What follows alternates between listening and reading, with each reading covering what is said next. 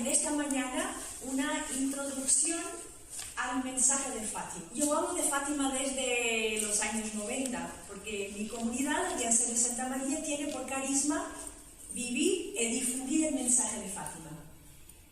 Pero a un momento, yo que hablaba, no sé, unas 30 horas al año, sentí que me estaba escapando algo, que me parecía que aquello que yo decía de Fátima, me parecía apenas una lista de cosas que hacer o que no hacer, ¿entienden?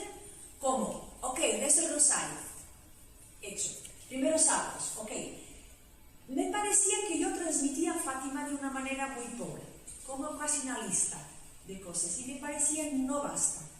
Así que, y hablamos ayer con la gracia de tantos teólogos que desde los años 2006-2007, empezando con el anterior obispo de Fátima, que ahora es cardenal, un grande teólogo, a presentar, y ustedes son la mayoría sacerdotes, ¿no?, las claves hermenéuticas, cómo interpretar Fátima, o sea, cómo dar el encuadramiento teológico justo a este mensaje, de forma a transformarlo no apenas en una lista de cosas que hacer, pero en una verdadera espiritualidad de secuela Christi, de seguir a Cristo en la Iglesia.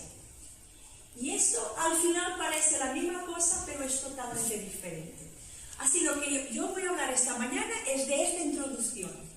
Cómo arrumar, organizar todos los pedidos de la Virgen, del ángel, la experiencia de los pastorcitos en una forma de espiritualidad. ¿Ok? Así que voy a hablar porque me encanta mucho y doy solo para deciros, yo doy en Fátima una vez al año un curso sobre el mensaje de Fátima con 7 o 8 horas de charlas todas diferentes sobre el mensaje. Y cogí, por el Espíritu Santo, el tema de la luz como el gran tema de Fátima. Incluso hay una parte de aquí, llamé dentro de la luz, hay este tipo de conferencias que hago dentro de la luz, porque ha sido una experiencia de Lucía justo en la primera aparición. Estábamos tan cerca de la Virgen que nos quedábamos dentro de la luz que la acercaba o que ella irradiaba. Este es el grande objetivo del mensaje de Fátima o del amor a la Virgen. Tan cerca de ella que nos quedamos al final dentro de la luz, que no es ella, pero que es Dios. Así que todo el mensaje de Fátima dirige a esta experiencia de Dios como luz que la Virgen lo trae. Mira, ¿qué perspectiva de abordaje, ¿no?, que hermenéutica vamos a ver en el Fátima? Un gran teólogo de que hablamos ayer, el hoy bueno de la Fuente, español de Burgos, le parece muy importante que uno entienda todo el mensaje de Fátima en estas 3 claves de lectura. Fátima es un testimonio místico y profético. Testimonio místico y profético. ¿Por qué testimonio? Porque Fátima también hace parte del mensaje de Fátima la forma como los 3 videntes vivieron el misterio de Fátima. Si nosotros conocemos Fátima como lo conocemos, es porque Francisco, Jacinta y Lucía fueron fieles a la Virgen, a la experiencia de Dios. Y eso es muy importante, porque si hoy Fátima, para que hoy Fátima continúe a ser significativo en el mundo, necesita de nuestro testimonio, necesita de nuestra forma de vivir. Es la mejor forma de convencer a alguien de la importancia de Fátima, nuestra forma de vivir. Pero Fátima, y todo en Fátima tiene una dimensión mística, que significa que desde el principio al final de Fátima, todo refleja el amor que Dios, Trindad, tiene por nosotros. Mira, cuando yo hablo de Fátima o del mensaje de Fátima, naturalmente estoy hablando de 13 años de apariciones. 1916, con el ángel que apareció 3 veces, el ángel de la paz. 1 primera, segunda y tercera aparición, que en la tercera entróse el Santísimo y dio la comunión a los pastorcitos. 1917 la Virgen en las 6 apariciones, después el 25 Pontevedra, el 29 en Tui, donde 13 de junio Lucía vio la Santísima Trinidad. Al inicio, 16, el ángel decía, por ejemplo, en la segunda aparición: los corazones de Jesús y de María tienen sobre ustedes designios de misericordia. Y al final de esta aparición, la segunda del ángel, mira que Lucía escribió: estas palabras, estamos justo al inicio, se grabaran en nuestro íntimo como una luz que nos hacía entender quién era Dios, cómo nos amaba y cómo quería ser amado. Así que sin dar inicio, Fátima exprime cuánto de nuevo el ser humano tiene necesidad de saber cómo es amado por Dios. Y al final, 13 de junio de 29, la última palabra de Fátima, de nuevo, misericordia, gracia y misericordia. Así que del inicio al final, Fátima te presenta el amor infinito de Dios por nosotros y por la humanidad.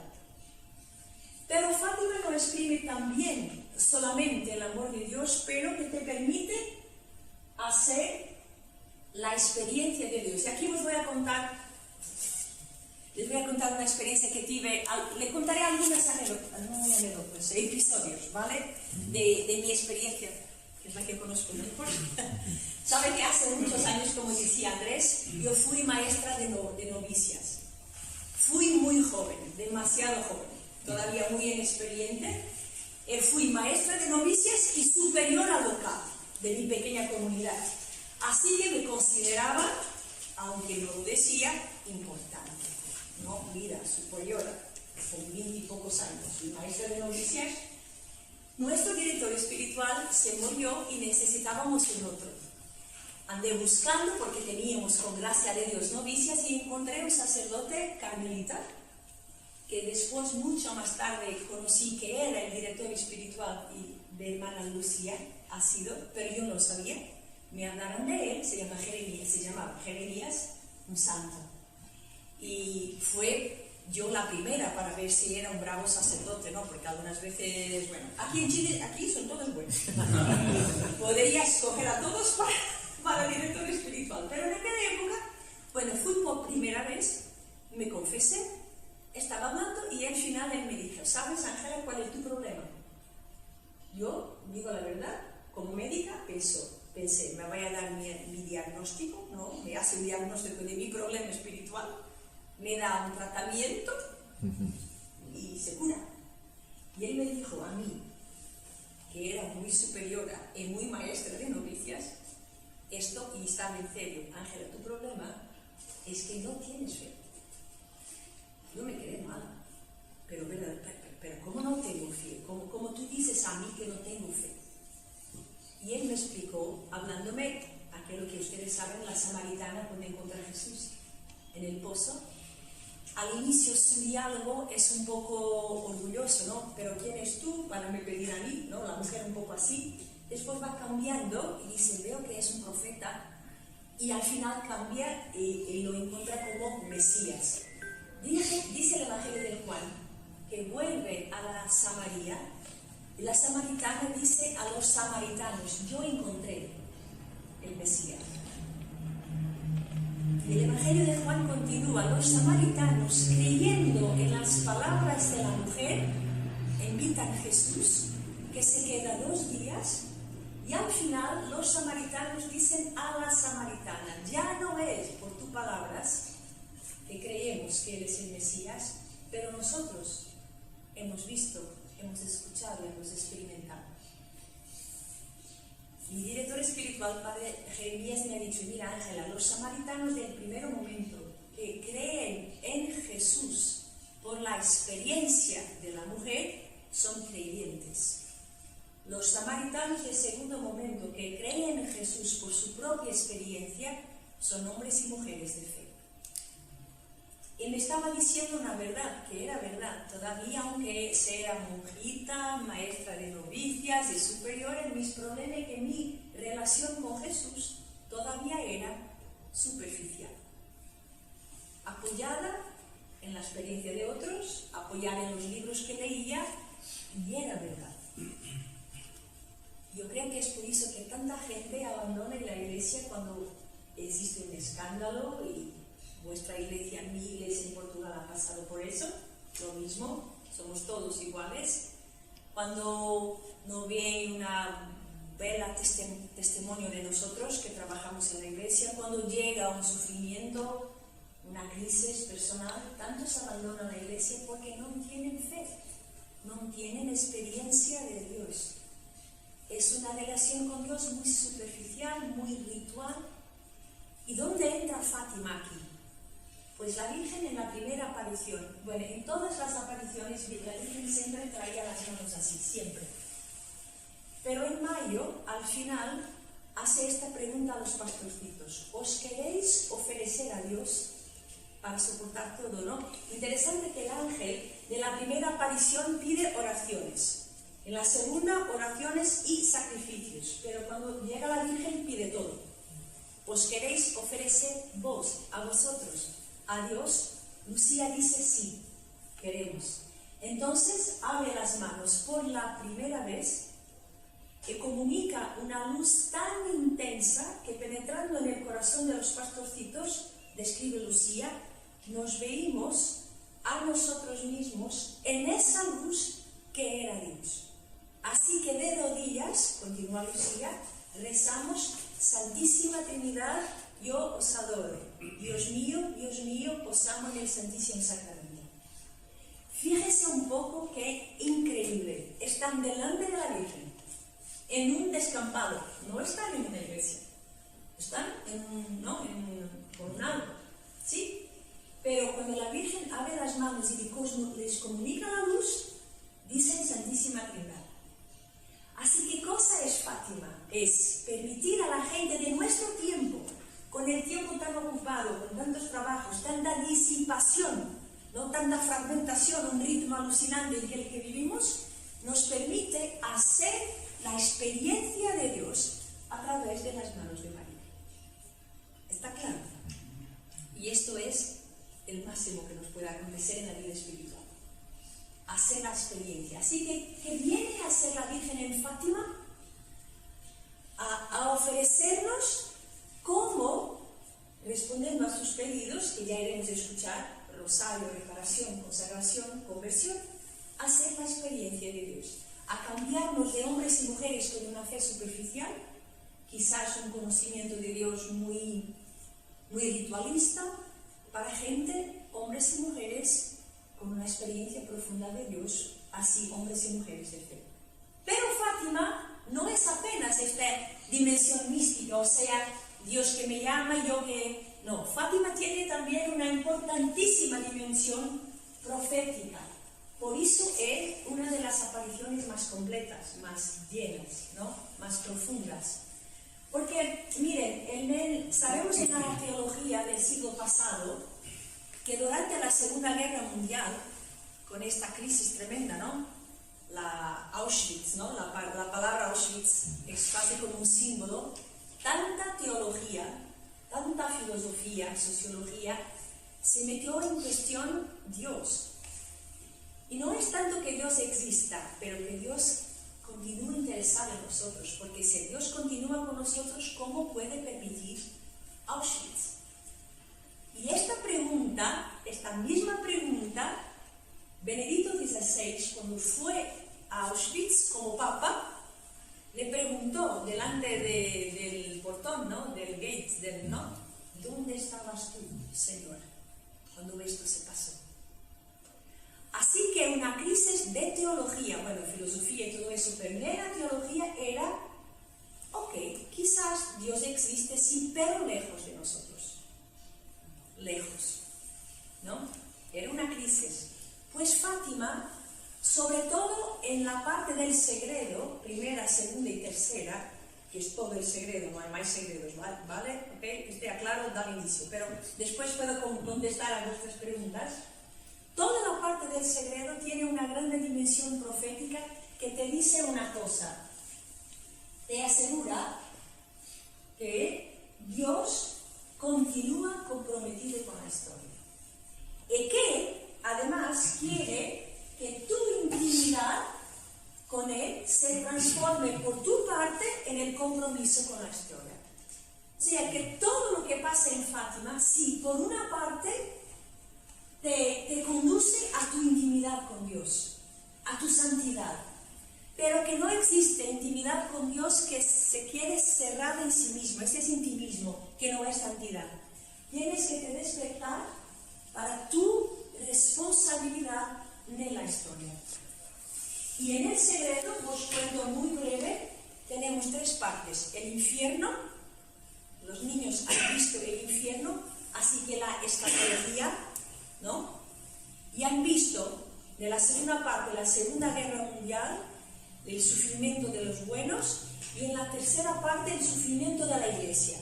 Esto de una forma muy sencilla, pero aquí estamos, ¿vale? La primera parte, el infierno, la salvación, y en la segunda parte el sufrimiento del mundo con la guerra, y en la tercera parte el sufrimiento de la Iglesia. Y una llave para interpretar el secreto, en el centro están estas palabras de la Virgen. Han visto el infierno, para dónde van las almas de los pobres pecadores. Mira qué hermoso, ¿no? He dicho de los cativos, de los malos, ¿no? De los pobres pecadores. Para salvarlas, Dios quiere establecer en el mundo la devoción a mi corazón inmaculado. Mire, esto es increíble. Dios quiere. No es la Virgen quien quiere, no es la hermanita o la misión Fátima. Quien quiere es Dios. Dios quiere establecer en el mundo la devoción a mi corazón inmaculado. Sé aquello que yo os digo, os pido, bien hecho, se salvarán muchas almas, primera parte, y tendrán paz, segunda y tercera. Si no, empezará una guerra peor y después muestra la tercera parte del secreto. Mire, el núcleo para entender esta dimensión profética de Fátima y todo de Fátima es que lo que yo hago respondiendo a los pedidos de la Virgen tienen un efecto místico, o sea, aumentan mi relación con Dios, pero también profético, tienen eficacia en la historia de la salvación y en la paz del mundo. Así que yo cuando rezo el rosario, no es apenas un pedido que la Virgen ha pedido, ¿sabes? No, voy a rezar el rosario con la Virgen, Eva. No, es una gracia tremenda, que sí aumenta mi intimidad con Dios, pero también dice a Dios, mira, yo hago lo que tú me has pedido, ahora hace tú lo que te toca a ti, salvar las almas y traer paz.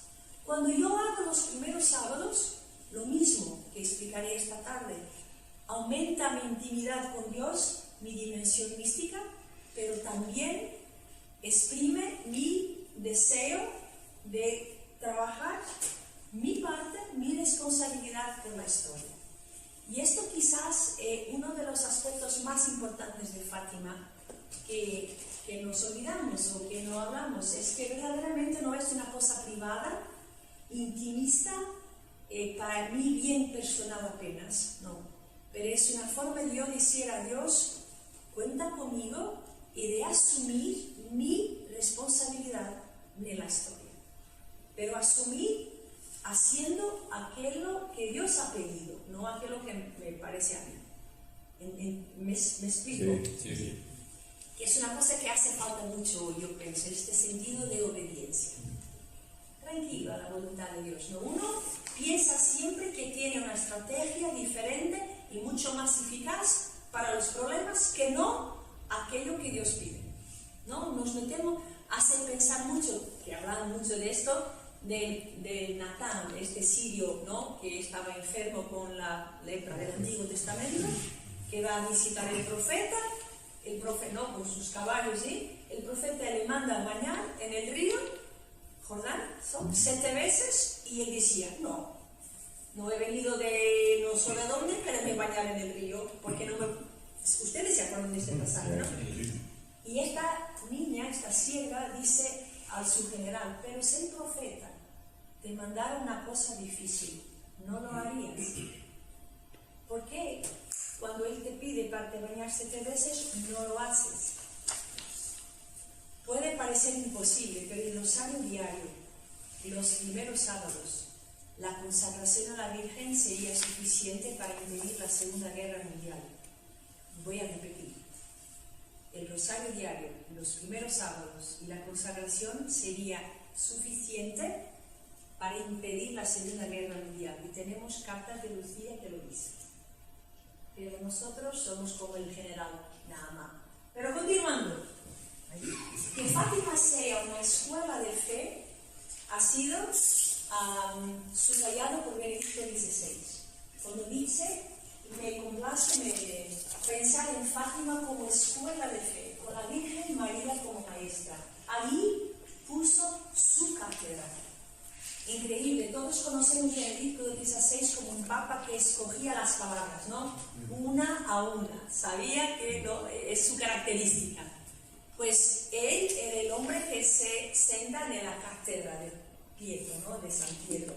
Y él dice, ella, a Fátima, la Virgen, eligió su cátedra, es su palabra en portugués, porque él habló en portugués. Y después, a las multitudes, las verdades eternas, es un tema de Ratzinger, lo sabíamos, el relativismo de la fe, ¿no? Y dice, en Fátima, la Virgen, como maestra, enseña las verdades eternas y el arte de orar, creer y amar. Quien piensa que todavía no cree como debe, pues la Virgen en Fátima enseña. No reza como debe, pues en Fátima es una escuela de oración. Y no sabe amar, en Fátima es una escuela de oración. Y Juan Pablo II habla mucho de Fátima como una escuela de santidad. Pedí, dice en el día que beatificó a los pastorcitos, Francisco y Jacinta, 13 de mayo de 2000, estaban muchos niños delante de la iglesia, donde él estaba beatificando, y decía, pedí a vuestros padres y educadores que os inscriban a la escuela de Nuestra Señora. Os digo que se avanza más en poco tiempo de sumisión y dependencia de María que en años enteros de iniciativas personales apoyándose solo en sí mismos. Fue así como los pastorcitos rápidamente alcanzaron la salida. Cuando uno lo mira así, no es que los pastorcitos lo único que tuvieron como escuela de espiritualidad fue la Virgen. 2 años. Y se tornaron los más jóvenes santos de la historia de la Iglesia. Jacinta con 9 años y Francisco con 10. Increíble. Y la única espiritualidad fue esta. Y se tornaron. Pero de nuevo nosotros tantas veces dispensamos esta estrategia de Dios creyendo encontrar una otra nuestra mejor. ¿No es? Propio una actitud de humildad y de obediencia lo que Fátima te pide. Una pregunta que me hace mucho es esta, pero hermana, 100 años antes el mundo estaba en guerra, en la Primera Guerra Mundial, la primera pandemia. Fátima parece mucho para que la época o continúa siendo significativa. ¿Por qué continuar a hablar de Fátima hoy? ¿Es apenas una cosa devocional de la religiosidad popular, que es un riesgo de considerar Fátima a quien no entiende en profundidad, como estoy intentando hacer con ustedes, o continúa siendo significativa? Pues a mí me parece que Fátima es más importante hoy que 100 años atrás. Y les explico por qué. Estaba hablando con Andrés en un almuerzo y se ve en la historia que obviamente la revelación pública está terminada, lo sabemos, pero con las revelaciones privadas, este modo de hacer de Dios de continuar a hablar con sus hijos, porque no es que está impedido de hablar con sus hijos. Y cuando lo hace, se ve en la historia que cuando llega un problema, o cuando en su omnisciencia Dios entiende que va a llegar una época muy difícil, más o menos 100 años antes prepara las soluciones, los medios que da para resolver. Estoy hablando, por ejemplo, de las apariciones del corazón de Jesús a Santa Margarita María, 100 años antes de la Revolución Francesa. Increíble como el Señor, que respecta el ser humano, pero de algún modo viene a ofrecerte lo que puedes hacer para contrariar estos mecanismos que destruyen el ser humano. Pues lo mismo se pasa en Fátima. Lo que hoy caracteriza en nuestra sociedad postmoderna, que así le llaman en la sociología y filosofía, lo que caracteriza y que es totalmente destruidor del ser humano, Dios anticipó 100 años, con todo el mensaje de Fátima, el modo de afrontar los problemas de hoy. Cuando uno va, por ejemplo, a la Edad Media, el centro para comprender el hombre y el mundo era Dios. Estamos en una época caracterizada por el teocentrismo, ¿no? Dios estaba al centro y a partir de Dios y de la trascendencia tú entendías a ti mismo, al cosmos y a la historia. Pero despacito, hasta el Renacimiento, Dios se va quedando más a margen, ¿verdad que sí? Y te quedas con el antropocentrismo. O sea, el centro ya no es Dios, pero Dios está. Te confiere todavía la trascendencia, pero lo hombre se entiende a partir de sí mismo. Antropocentrismo. Pero despacito con el iluminismo, ya Dios sale fuera de la historia y queda la razón. La razón, pero que es la razón universal, la razonabilidad. Uno entiende sí mismo, el mundo, la historia y el cosmos a partir de la razón. Pero nosotros ya no estamos en esta época. Con los maestros de la sospecha, con Freud, Nietzsche y Marx, ya no es la razón que es el centro, es la voluntad individual. Mi voluntad, mi querer. Es la tiranía, porque es una tiranía, una dictadura de la voluntad individual. Ya no es, por ejemplo, déjame ver, la verdad. La verdad es un valor que no es cristiano, no es necesario ser creyente para acreditar en el valor de la verdad. ¿Me explico? Y primero había una verdad universal, ahora no, es mi verdad personal. Lo que yo creo ser verdad es verdad. Tu iglesia me puedes estar a proponer una cosa, pero a mí es a mí que me interesa, es mí. Es una dictadura. Y esto es las características de nuestra modernidad y posmodernidad. Es que ya no es la razón del iluminismo, no, estamos peor.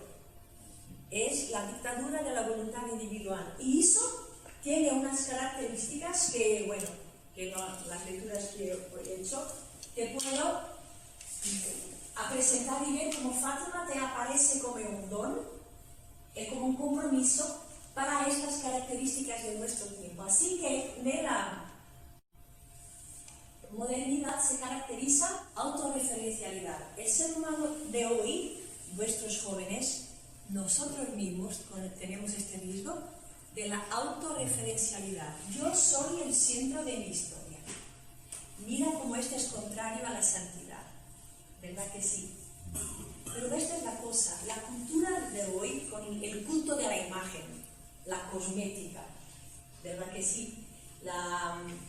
No lo sé, el trabajo, el cuerpo es un Dios, tenemos que tener todos unas medidas, sino miren cómo nuestros jóvenes son esclavos de esto y no hacen sacrificios y penitencias para la iglesia, pero para obtener este culto de sí, es una característica muy fuerte. Después otra, el miedo de la existencia, porque obviamente cuando tú te apoyas apenas en ti mismo, te llega mucho miedo. Y hoy, no sé, aquí en Chile, en Portugal, el suicidio entre los jóvenes es un hecho, es un dato que tú tienes que considerar.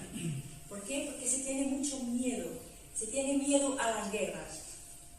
Mi mamá acuerda todas las mañanas a ver los periódicos, a ver cómo está la guerra en Medio Oriente, porque tiene miedo que llegue a Portugal.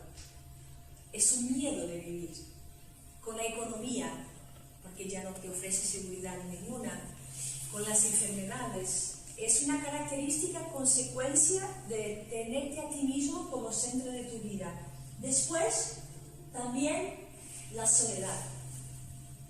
La cantidad de ancianos que moran solos nos damos cuenta en la pandemia. En la pandemia, en Portugal, fue una forma de ver cómo viven solos ancianos y no solo ancianos. Fue una cosa, un dado sociológico curioso que no lo esperábamos, al menos en los países occidentales, como ustedes y yo. Y también otra característica, por tanto, es la aislamiento. Porque si yo soy la medida de mí, y eso se ve hoy con los jóvenes y con los conectados que están, ¿no? Hiperconectados, no saben hablar. Mi sobrina, yo tengo una sobrina, ya es nativa digital, ¿no? Nació en esta época. No colgan el teléfono para responder, prefieren mensaje. No sé si pasa lo mismo con los jóvenes aquí. Es que no saben hablar, no saben hablar. Hablar de un tema normal. No saben la vida en sociedad, no lo saben. Porque están tan isolados y esto es la característica de nuestro tiempo. Tendría más, pero esto lo sé. Mira cómo Fátima, cómo te ofrece la centralidad de Dios con la llamada a la adoración, despacito te va sanando de tu autorreferencialidad. Porque Fátima, desde el principio, cuando llega el ángel, la primera cosa que hace el ángel es enseñar esta oración. Dios mío, yo creo, adoro, espero y amo. Mira, al inicio estamos hablando de la vida bautismal. Porque ¿dónde nos llega la fe, esperanza y caridad? En el bautismo. Pero en medio de Dios mío, yo creo, espero y amo, está esta palabrita adoro. Que parece que te desorganiza las virtudes teologales. Estaba tan bien que Dios, yo creo, adoro. Es que sin adoración no hay vida teologal que pueda crecer y desarrollarse. Adoración eucarística, estoy hablando, y adoración. Así que Fátima, mucho más que la Virgen, porque dicen Fátima la Virgen, pero mucho más, claro que es la Virgen, claro, pero mucho más en esta llamada a la adoración.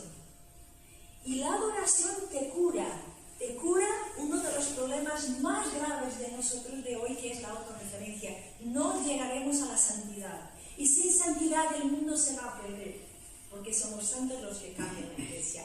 No los programas pastorales, cartas de aquí, cartas de allá, ¿sabes? Lo que te salva es la santidad. Pero la santidad es el contrario de la autorreferencia.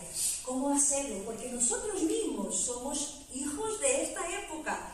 Nosotros mismos tenemos esta tendencia a la autorreferencialidad. No es que los otros son malos y no, yo tengo. Y ahora como superiora general, es fácil, ¿no? ¿Cómo combatéis? Yo estoy convencida que apenas con adoración. Solo la adoración te permite, mira, comprender quién eres Dios y quién eres tú. Soy criatura, soy hija, no soy Dios. Pero el peligro de la idolatría, no apenas del dinero, de las cosas materiales, del poder, no, la idolatría del mío yo. Porque mis hermanas tienen que pensar como yo, obviamente. ¿Lo entienden? Es increíble esta tendencia de ser protagonistas. Miren, las historias, las películas de hoy, de siempre, el protagonista es lo que impone su voluntad, pero con Dios también queremos ser protagonistas, ¿no? Incluso yo quiero ser la protagonista de la vida de mis hermanas. Ellas tienen que hacer aquello que yo quiero. Y nuestra oración, ¿cuántas veces es decir a Dios lo que queremos que Él haga? ¿Verdad que sí? Obviamente lo sabemos mejor que Él. Sin adoración, no, jamás. Yo estoy convencida.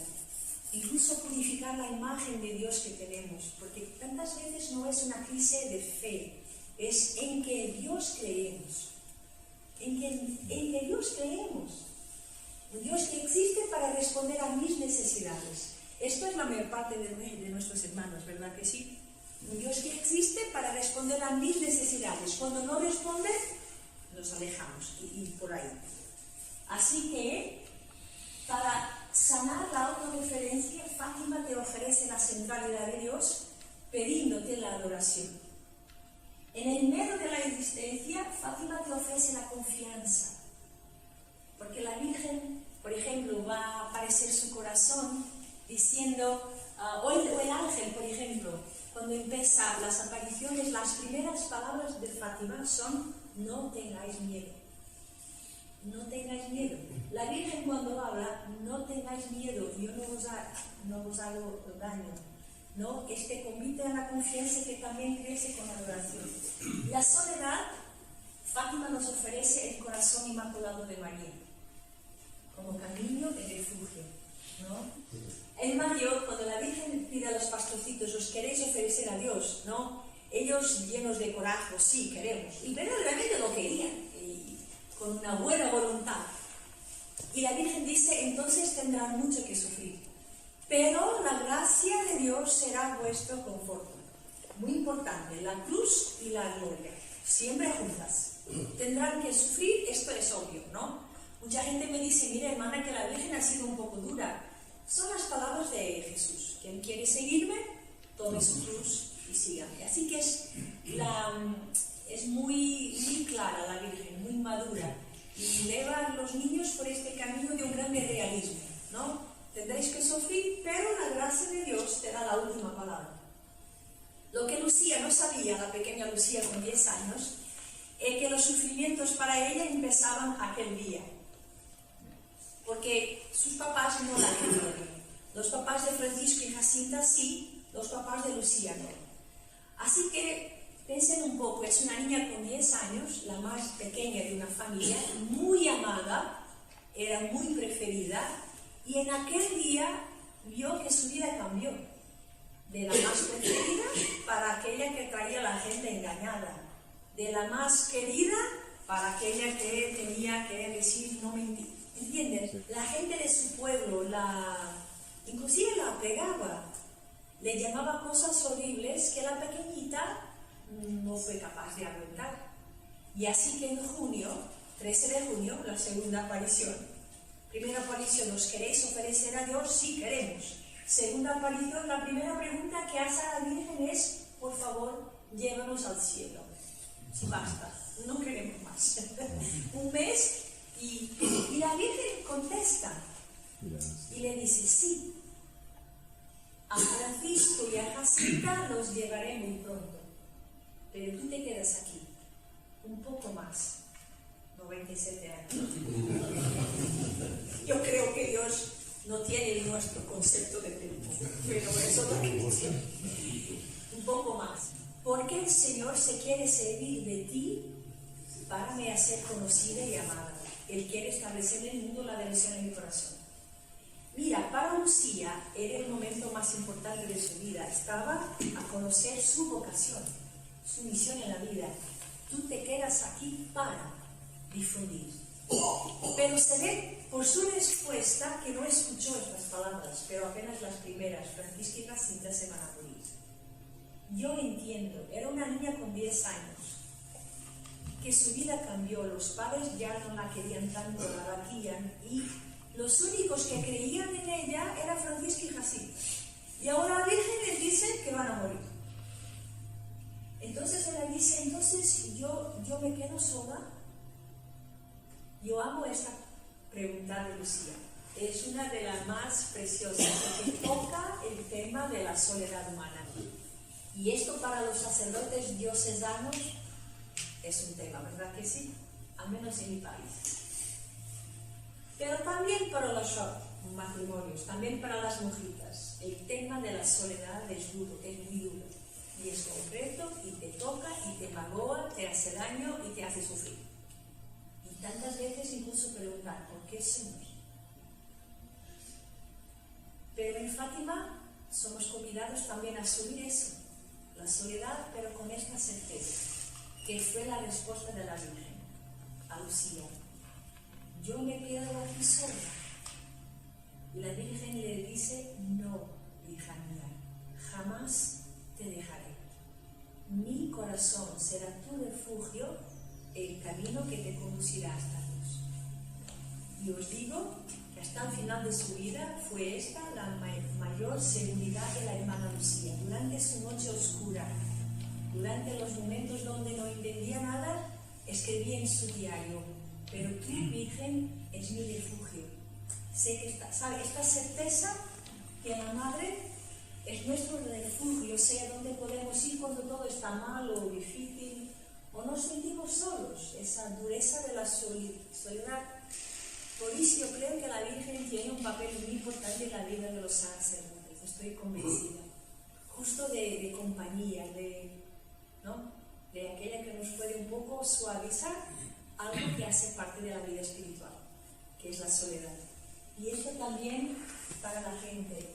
¿Y cómo? Pues naturalmente se entra en su corazón con el rosario y también con los primeros sábados y con la consagración que hablaremos. Pero para este isolamiento, Fátima te ofrece la iglesia peregrina, porque en la tercera parte del segredo, ¿vale? Los niños miran la iglesia que caminaba, el pueblo de Dios, y adelante iba el Papa. Por eso sabían que era la iglesia católica, que atravesaban una ciudad en ruina y subían por una montaña muy dura, en encima de la cual estaba una cruz. Así que se veía que es una iglesia que camina atravesando nuestro tiempo, que está en ruinas, pero es aquí debemos estar, y caminaban hacia Cristo. Cristo sin meta de la historia y fuerza del camino. O sea, en Fátima te hablan de la iglesia como tu familia. Por eso es un regalo que hace Fátima a nuestro aislamiento. Entender que uno no vive la fe solo, que solo no vivo la fe. Y nuestros hermanos contemporáneos tienen mucha dificultad en entender eso. Por eso Fátima te mete en reflexión también la iglesia, como con este sentido de que la solidaridad en el bien, o sea, con los pedidos que la Virgen hace de rezar por los pecadores, sacrificios por los pecadores, tú te haces parte de una iglesia y puedes sanar esta tendencia al aislamiento que caracteriza nuestra sociedad. Por eso, dice el Papa Benedicto, es esta casa que María ha elegido para darnos en estos tiempos modernos. Vale, esta es así mi introducción breve al mensaje, cómo abordarlo y cómo entender qué es más importante hoy que antes. Y por eso ahora estoy abierta a sus preguntas. Sí, por favor. Yo quería hacerle una pregunta. El mensaje de Fátima y la Rusia actual. Sí. Es decir, hemos vivido esta Rusia despótica, el comunismo expandió los errores de Rusia. Hemos vivido la caída del muro de Berlín, la perestroika, y vemos una Rusia diferente. Por una parte vemos a Vladimir Putin poniendo velas a la Santísima Virgen en los templos ortodoxos y vemos la terrible invasión de Ucrania. ¿Qué tiene que decir, según ustedes que trata más todo esto, el mensaje de Fátima a la Rusia actual? ¿Tiene que decir algo? Sí. Y lo mismo que decía 100 años atrás. Pero yo voy a pegar el texto de Julio. Cuando la Virgen habla de Rusia es en julio. La aparición de julio es la más densa teológicamente. Tiene el segredo y la Rusia hace parte de la segunda parte del segredo.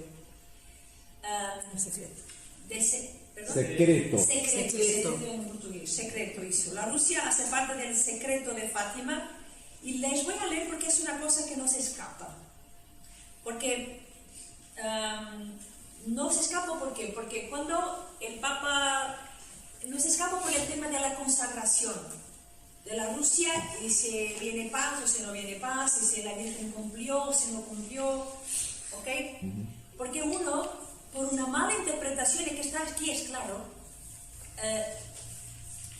colgó mucho Rusia en consagración del mundo, o consagración de Rusia y conversión de Rusia. Y no es esto lo que el texto dice. El texto dice en julio, y los invito a leer con calma la aparición de Julio, porque es de nuevo muy grande y uno se pierde. Dice, para impedirla, o o sea, la guerra, la Rusia que españará los errores, para pedirla, vendré a pedir la consagración y la comunión reparadora de los primeros sábados. Mira, la consagración y los primeros sábados. Si atendieran a mis pedidos, que en la aparición de julio son 3, el rosario todos los días, la consagración y la reparación en los primeros sábados, si atendieran mis pedidos, Rusia se convertirá y habrá paz. Si no, espallarán sus errores por el mundo, promoviendo guerras y persecuciones a la Iglesia, y ahí está. Uno de los grandes errores fue mirar unilateralmente. Así que no es suficiente los rosarios que se rezan, o la gente que reza el rosario, no es suficiente la gente que hace los primeros sábados. La consagración está hecha, según la hermana Lucía de Juan Pablo II, el 25 de marzo de 1984, y el año después la Gorbachev, y ahora también Papa Francisco ha renovado la consagración, incluso Rusia, la palabra Rusia la ha usado con todos los obispos del mundo en Fátima. Lo que hace falta es todos estos pedidos que conferen a nuestras vidas todo esto de que les he hablado. Una dimensión mística, una dimensión profética e instrumentos de sanación de las características de la modernidad. Así, ¿qué cosa entra en Fátima con la Rusia? Esto. Pero también una cosa te debo decir. En este libro tú puedes ver. Lucía, cuando habla de Rusia, este libro es Lucía que escribió por pedido de aquel director espiritual de que hablé, mío estilo, cuando ya la vio madura, decimos nosotros ya en la plenitud, ya en las séptimas moradas. Cuando la entendió así, le dice: Lucía, ahora escribe como ves Fátima. Pero terminó en julio, ya no escribe más porque ya era muy anciano, ya no fui capaz. Y en julio, cuando explica Rusia, él explica que Rusia tiene un doble sentido: la Rusia geográfica, pero también todos los poderes o gobiernos políticos prepotentes que impiden a la gente de vivir su fe. Y que puede ser todo, no sé, comunismo, materialismo, relativismo y estos ismos que te impiden de vivir tu fe en plenitud. Así que tiene una carga simbólica junto con una carga geográfica y política. Pero los remedios, digamos así, para utilizar esta palabra, son los mismos: rosario, consagración y reparación. Una consulta: ¿qué ocurre con los tiempos respecto a los mensajes de Fátima? Por ejemplo, el mensaje para evitar lo que fue en su momento la Segunda Guerra tuvo un periodo que no se cumplió y llegó la Segunda Guerra. Hay otras personas que también dicen que el tercer mensaje tenía que leerse en 1960, pero finalmente se leyó en la década del 2000. ¿Cómo ocurre eso y cómo se va renovando, liquidando las peticiones de la Virgen? Sí, bueno, hay una cosa muy curiosa, es que, ya puedo hablar ahora, Lucía, luego después de los primeros sábados de la aparición, que fue en 25,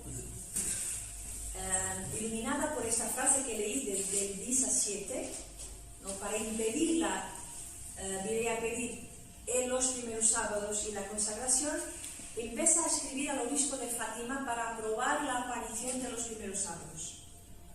Y el obispo demoraba para acá, para allá, y él insistía.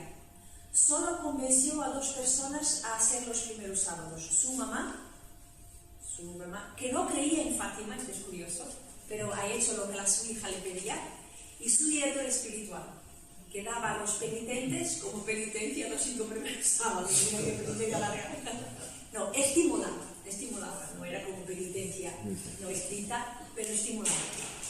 Lucía empieza a escribir al obispo y dice: veo la mano de Dios alejando la guerra, porque sabe que luego, después de la primera guerra, sea como sea, se veían las fuerzas que te estabas entendiendo que vendría una segunda, ¿no? Y ella decía: solo con estos pequeños esfuerzos veo la mano de Dios que aleja la guerra, pero temo que podríamos hacer más que lo que estamos haciendo. 40, los años 30, más preocupa a Lucía, todavía más que la consagración. Es los primeros sábados. Escribe el obispo, los años 30 intensifica, porque ella está en España. Mira, la guerra civil la vivió en España, Lucía, aunque se fue en Galicia, una parte un poco más protegida, pero en España.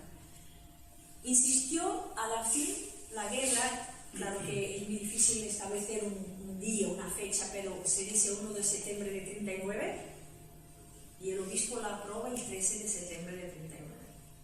Tarde. Sí, sí. Y ya con mucha pena el obispo. Sí, sí. Por ejemplo, pero otro tema en Portugal que fue una cosa que yo no consigo explicar por qué. Una gracia de Dios. En el 29 fue la aparición de la consagración de la Rusia, ¿no? Al corazón de María, cuando la Virgen finalmente lo pide, el Señor. En el 29, 13 de junio del 29. La aprobación de Fátima fue en el año después, el 30, en octubre de 30, Fátima fue aprobada, digna de fe. El 13 de mayo de 31, o sea, el mayo siguiente, la Conferencia Episcopal Portuguesa, todos en Fátima, con millares de personas, consagraron Portugal al corazón de María. Desde aquel día, 31, la hermana Lucía dice: Portugal no va a entrar en la guerra. En atención a la consagración. Incluso dice esto a Pío XII, del año 40, cuando escribe a Pío XII para hacer la consagración de la Rusia y del mundo, y dice: por favor, Santo Padre, estábamos al inicio de la guerra, consagre, porque yo estoy, ella dice, si es que no me engaño en mi vida espiritual, el Señor promete que Portugal no entrará en la guerra en atención a la consagración que los obispos portugueses hicieron de Portugal. Mire, esta mujer hacía esto en los años 40, están metiendo su nombre y no entramos en la guerra. Así que estamos convencidas. Ahora,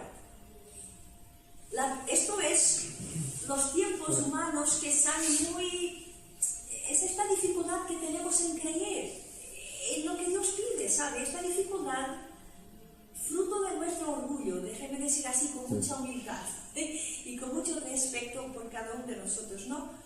Nosotros verdaderamente somos muy orgullosos delante de Dios, y es que no obedecemos, es una cosa que viene del Edén, parece estructural, no creíamos, el problema es de fe, no es de nada más, no es falta de teología, no es falta de nada, es de fe, es que no creemos en lo que Dios nos pide. Y lo que pasa es que el secreto fue escrito por Lucía en el 44, porque estaba muy enferma. Y el obispo, que tenía miedo que ella se muriera, le mandó escribir. Y ella no conseguía escribir, escribió una carta sin problema, y a escribir el secreto no conseguía. Y el 3 de enero del 44 hace un momento de adoración diciéndote: Señor, yo quiero obedecer al obispo, pero no consigo.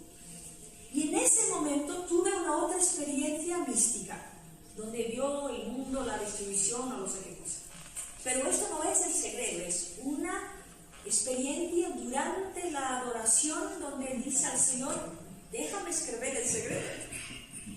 Terminando esta atmósfera, va a su habitación y escribe el secreto, que es lo que conocemos.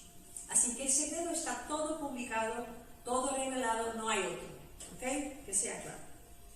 Escribe, emite, mete un sobre diciendo: se puede publicar después del 60, pero cuando el Santo Padre quisiera, no es que fue una orden, ni de la Virgen, ni del Señor, ni de Lucía. Y le preguntaron: ¿por qué tú metiste esa fecha? Ella dice: porque me parecía que antes no se entendía. Pero depende del Papa. ¿Qué cosa pasó? Sabemos que Juan 23, sabemos lo leído, prefirió no publicar, no se sabe por qué. Juan Pablo VI también, incluso el día, también decidió no publicar. Juan Pablo II, en el 78, cuando llega al Vaticano, podría leerlo, no le interesó, no le interesaba Fátima al Papa al inicio. Esto es un hecho, sí, no le interesaba, es muy mariano, Czestochowa. ¿Ok? Y esto está estudiado. El Papa, Juan Pablo II, mariano, totus tus, pero la Virgen, ¿no? No Fátima. Yo sé incluso una historia contada por mi predecesor, Padre Condor, que conocía a un sacerdote franciscano de Austria, Petrus Pavlicek, que fundó la Cruzada del Rosario de Austria, que una historia aquí, que el 7 de mayo del 81 va a Roma, está con el Papa y dice: Santo Padre, por favor, haga más para que Fátima sea conocida. El Papa le dijo, le dijo, oh, sí, llama mucha gente, llevan la imagen, y este fraile entendió, el corazón del Papa no está en Fátima. Ama a la Virgen, sí, muy mariano, obvio, pero no el mensaje de Fátima. 8 días después fue el atentado 13 de mayo. Incluso el Papa comprendió, ¿no?, que la Virgen lo estaba llamando. Solo después ha leído el secreto. Así que el Papa, imagínense, un secreto donde está el Papa, que es así, ¿no?, con el proyectil, y el que lee, que cambia su pontificado, y cambia su amor a Fátima. Dicen, esto no lo digo como un hecho, dicen que el Papa no quería sensacionalismo, y que como creció tanto sensacionalismo alrededor de este secreto, él decidió publicarlo en el año 2000, que es un año simbólico, ¿no?, el jubileo, y que no lo publicó antes por una cuestión, pero yo no sé por qué. No te puedo decir por qué. Bueno, padre, ¿tenía una pregunta? Sí. ¿Y nos podría a mí poder recordar por qué es tan vertebral la adoración en la aparición, desde el ángel hasta el final? ¿Por qué es tan central? ¿Por qué es tan central? ¿Cómo es tan central? Mira, solo para que tengan idea, prácticamente todos los dogmas de nuestra fe están en Fátima, todos, explícito o implícitamente. El dogma trinitario, eucarístico, cristológico aquí, el dogma mariano, el dogma de la Iglesia, la eclesiología en Fátima es fantástica, la teología de la gracia, escatología, infierno, cielo, purgatorio, se habla de todo en Fátima, cuerpo místico de Cristo. Verdaderamente es un mensaje de una concretud, pero un tema esencial, dar inicio al fin, es la dimensión trinitaria e eucarística de Dios. Y todo, dice este autor, es nuestro cardenal Marto, todo el mensaje de Fátima se nos presenta dentro de un horizonte de fe trinitario y cristológico. Mucho más que mariano, Fátima es trinitaria y cristológica. Ahora te voy a explicar por qué. Y es curioso porque, como dice este sacerdote, no se especula sobre Dios, no es que se da una aula de teología sobre Dios, pero somos transformados por Él. Y es curioso que en todo el mensaje se da a los niños un conocimiento experiencial de Dios. Así que es muy importante entender que todo lo que pasa en Fátima 100 años atrás y hoy, cuando tú te empiezas a vivir, sin te dar cuenta, estás empapado de Dios, ¿vale? Sí. Sumergido en Dios. Y se da sobre todo en las fórmulas de oración. Interesante, Fátima tiene 5 oraciones nuevas, todas para Dios. Dios mío, yo creo, adoro, espera. Santísima Trinidad, Padre, Hijo, Espíritu Santo, os adoro. El rosario, oh Jesús mío, perdona. La oración que la Virgen enseña para hacer sacrificios. Ser muchas veces, sobre todo cuando hacéis un sacrificio, oh Jesús, por amor tuyo, por la conversión de los pecadores, no, pero para Jesús, y la oración que los pastorcitos rezan delante de la Virgen que ya hablé, Santísima Trinidad, Padre, Hijo, Espíritu Santo. Bueno, aquí estamos. A través de las apariciones, sobre todo la de Mayo, y los efectos líquidos. Pero de una forma explícita, de la primera aparición del ángel, de que te voy a hablar, de la segunda del ángel, que te continuaré hablando, la tercera, y después de la primera aparición de la Virgen, que ya te hablé, o os hablé, después la segunda aparición de la Virgen, y finalmente la aparición de tú. Pero lo que quiero mostrar con esto es que de la primera a la última, vamos a ver cómo Dios está presente, sobre todo con la llamada a la adoración. Así que la primera del ángel, mira que es increíble, no temáis, soy el ángel de la paz, rezad conmigo. Y arrodillándose en tierra, donó la frente hasta las palabras. Muy interesante que el ángel no ha pedido a los niños que se arrodillaran. Él lo hizo y ellos lo imitaron. Mira la importancia de nuestra forma de hacer señales externos de ¿no? Cuando un sacerdote, cuando un laico hace un gesto bien hecho, los niños imitan. No vale la pena hacer muchas predicaciones sobre cómo hacerse, no sé cómo uno lo hace, ¿no? Aquí en Fátima también está pedagogía, ¿no? Lo ángel lo hace y dice la adoración que ya te hablé. Dios mío, yo creo, así, la fe, esperanza, caridad, pero con adoración. Y yo explico esto, ¿no? Rezaba así, mira qué hermoso, los corazones de Jesús y de María están atentos. Al inicio de Fátima está el corazón de Jesús, unido al de María, pero está. Así que también en un mensaje donde está presente el corazón de Jesús.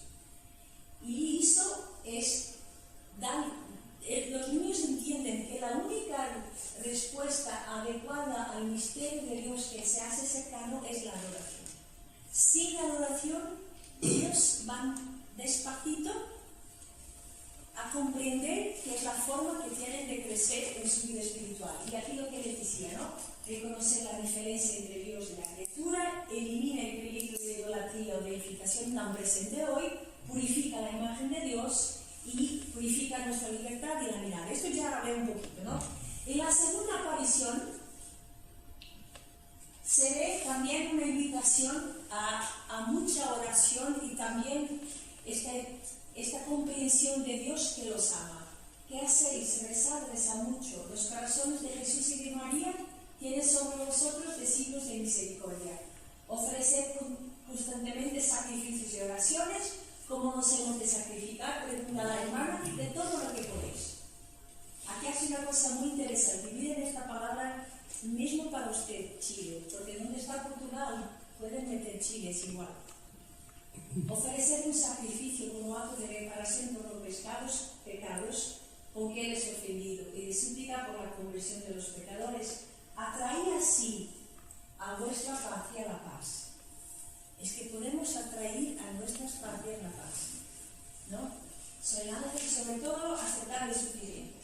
Pero lo más importante, bueno, aquí ya hablé de esto, así que el ángel familiariza a los pequeños con el misterio de Dios y de su amor, que crece de nuevo con la adoración. En la tercera aparición, que voy a dedicarme más, el ángel tras el cáliz y la hostia, lo da la comunión a Jacinta y enseña esta oración. Ustedes conocen, ¿no? Santísima Trinidad. De ella hablaremos ya de aquí un poco, porque con esta oración marca la unidad hasta la última. Y lo voy a mostrar, ¿vale? Aquí paso, no me voy a quedar más aquí. La primera aparición de la Virgen, que ya les hablé, que es un momento muy grande de adoración, ¿no? Que nos ha hecho penetrar esa luz en el pecho, haciéndonos ver a nosotros mismos en Dios, que es esa luz más claramente que nos vemos en lo mejor de los espejos. Entonces, comunicado por el impulso íntimo, caímos de rodillas y repetíamos: Santísima Trinidad, yo os adoro. Dios mío, os amo en el Santísimo Sacramento. Así que en mayo tenemos también este misterio de adoración en esa luz, que obviamente no es de la Virgen, pero la Virgen te conduce a la adoración. Cuando tú estás cerca de ella, claramente, despacito, ella te conduce a la adoración. En el Santísimo Sacramento, es claro que es la adoración eucarística, ¿vale? De mayo. Así que la experiencia mística de Dios de los pastorcitos es proporcionada por las manos de María. Ahora lo que os voy a intentar explicar es cómo en la última aparición de Tui, donde vio la Santísima Trinidad, y tiene una relación con la aparición del ángel, ¿vale? Con la última. Esto es un dibujo que ha hecho una monja sobre la aparición de Tui. Aquí está Lucía, y la cosa curiosa es que Lucía está haciendo adoración eucarística, de las 11 a la medianoche. Estando en adoración eucarística delante de Jesús en su capilla, se iluminó la capilla y vio en una luz, que siempre describe como luz, ve el Padre, el Espíritu, el Hijo, en una cruz, y del costado salía sangre y de la faz que caía sobre una hostia y un cáliz. Mira, si nosotros, y aquí está la Virgen, y aquí la palabra gracia y misericordia. Y ella dice, comprendí que me era mostrado el misterio de la Santísima Trinidad y recibí una iluminación sobre este misterio que no me es permitido. Yo no creo que sea prohibido, creo que es imposible. Es imposible revelar más de aquello que estaba escribiendo. Pero una cosa increíble, en una sola visión, ella ve el misterio de la Santísima Trinidad, de la encarnación del Verbo, del misterio pascual unido a la Eucaristía. O sea, cada Eucaristía que yo celebro es el Viernes Santo, o el domingo, sábado, viernes y jueves santo, la Eucaristía. En una sola visión, la hermana Lucía ha contemplado los más grandes misterios de nuestra fe son estos: que nuestro Dios es uno y trino, que es una persona encarnó en Jesús, que vivió el misterio pascual, que nos ha dejado permanentemente en la Eucaristía. Al lado de Jesús está su madre, Juan 19, ¿verdad? ¿Y qué cosa nos hace todo este misterio de Fátima? Que es gracia y misericordia para el mundo. Bueno, un día yo estaba preparando una charla sobre la dimensión eucarística de Fátima y tenía esta estampita delante de mí. Hacía la preparación delante de Jesús y me puso a rezar las oraciones del ángel con que siempre empezamos en mi comunidad nuestras horas de adoración. Dios mío, creo. Y cuando llegué a Santísima Trinidad, Padre, Hijo y Espíritu Santo, os adoro profundamente, que es la oración que Lucía rezaba desde que tenía 10 años, me doy cuenta que es lo que ella ve. Lo que ella va a contemplar en 29 es lo que está rezando. Entonces vamos a ver despacito. La oración del ángel. Santísima Trinidad, Padre, Hijo y Espíritu Santo, os adoro profundamente. Miren lo que dice en tú. Sobre el altar, bueno, aquí es 16, el ángel. Aquí es 29, ¿vale? Sobre el altar apareció una cruz de luz que llegaba hasta el techo. En una luz más clara se veía en la parte superior un rostro de hombre con el cuerpo, Padre, una paloma, Espíritu, también de luz, y clavado en la cruz el cuerpo del hombre. Santísima Trinidad, Padre, Hijo, Espíritu Santo, os adoro profundamente. Lucía estaba en adoración.